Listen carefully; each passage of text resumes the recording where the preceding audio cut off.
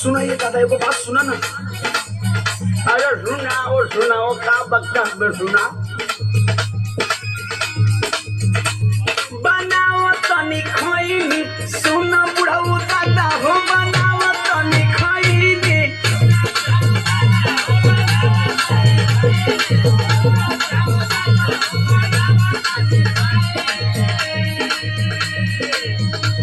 अरे बेटा तोहर वाली बड़ की चुनौतियाँ का भयल है ए दादा बताई। मैं हर ना चुनौती के लिए धैले बाबे चैनी बनावा तनी खैनी।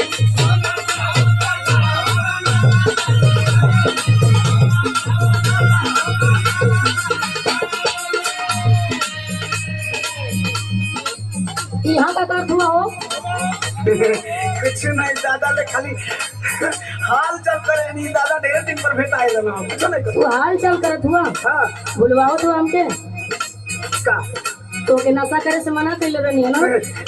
ए दादा सुना फलाना वो इन नशा ना करो तो खाली हमरे हाल चल कर दो। तू चुप रहा बुढ़ऊ बोला मत। अब तू हम होंगे डटबू। अरे सुना पहले इनका हाल सुना। सुना बिगाड़ लिखले दासा करही में नशा हो बिगाड़ लिखले दासा।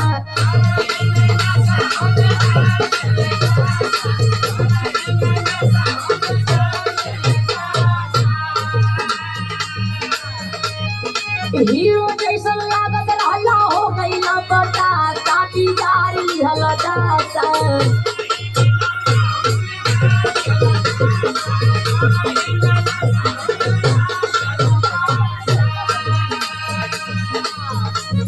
आशीर्वाद की मम्मी एगो मजबूरी बताई। अब भूलवा मत हमको।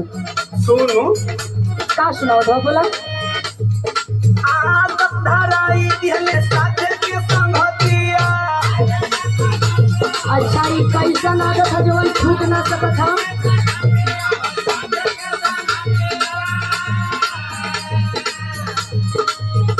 तो ही रानी अब छूटे ना आदतिया।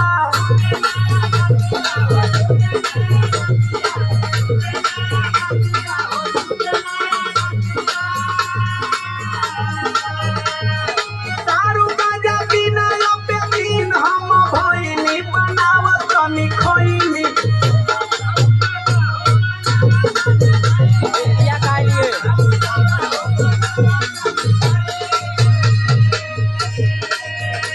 सुनो हाँ बोलो यही नाश्ता के चलते घर में कतना बवाल हो गई। का बवाल भाई बरे सुनो का सुनाओ तो। नाश्ता के चलते लागल घरावा में बखरा।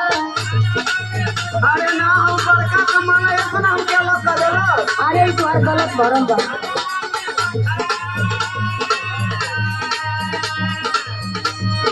पी के पड़ोस में करावे लो तू झगड़ा।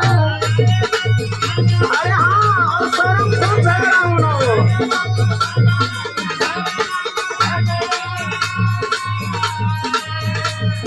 दारू गांजा पी के रोटी करे लता मा काटी दारी झलका।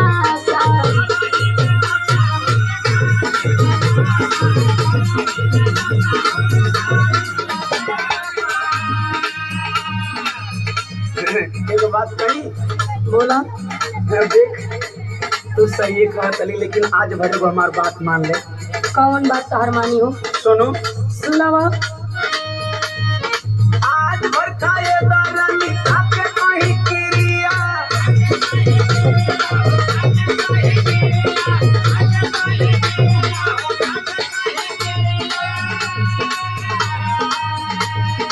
मारत के दर्द बुझत कैसन बारूतिया।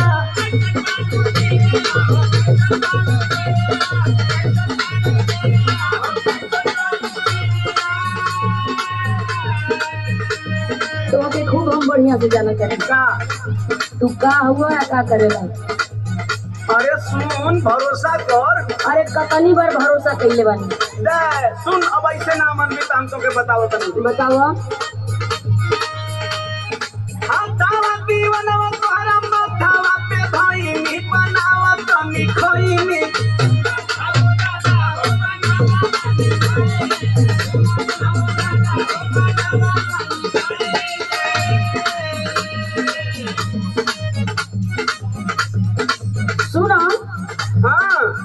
कितनी बार क्रिया खैले बड़ा, कितनी बार गलती कैले बड़ा।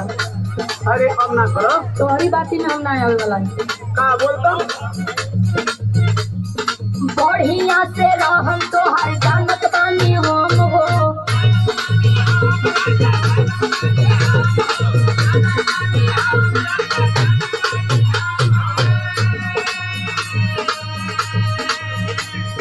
रोजो रोजो खाला तू क्रिया कसम हो।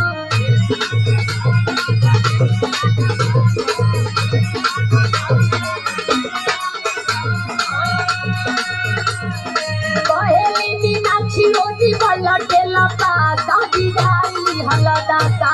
सुना बुढ़ऊ बाबा हो बनावा तनी खइबी करही में